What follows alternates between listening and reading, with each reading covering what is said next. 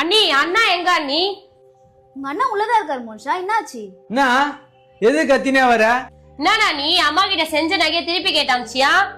ஆமாண்டா, தாய் மாமா செய்யற சீர்லாம் கணக்கிலே இல்ல. அந்த நகையை திருப்பி உன் பம்சனுக்கு போட்டு சொல்றியே, உனக்கு அசிங்கமா இல்ல?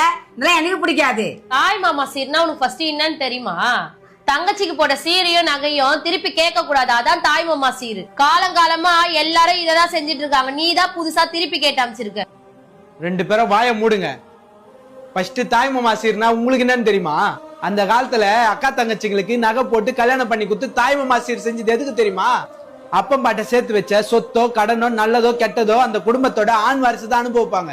ஆனா அந்த வீட்டுல பிறந்த பொண்ணுங்களுக்கு இதுல எதுலயுமே பங்கு கிடையாது. அதனாலதான் அந்த காலத்துல பொண்ணுங்களுக்கு நகை நட்டு பண்ட பாத்திரம் சீர் சனத்தில செஞ்சு அமைச்சாங்க. ஆனா இப்ப இருக்கிறவங்க நகை சீரும் வாங்கிறீங்க, அப்பம் பாட்டை சேர்த்து வச்ச சொத்துல பங்கும் வாங்கிக்கிறீங்க, அதை தரல நான் கேஸும் போடுறீங்க. அதே குடும்பத்துக்கு ஒரு கடன் கஷ்டம்னா அதுல பங்கு எடுத்துக்க மாட்டீங்க. அந்த காலத்துல எதுக்கு நகை சீர் செஞ்சாங்கன்னே தெரியாம இந்த காலத்திலயும் சொத்தே இல்லைனாலும் நீ நகை சீர் செஞ்சுதான் ஆகணும்னு கூட பிறந்தவங்கள கஷ்டப்படுத்துறீங்க.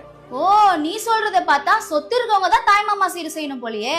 என்னங்க அத்தை, அந்த காலத்துல சொத்து இருக்கவங்க தான் தாய் மாமா சீர் செஞ்சிருக்காங்க.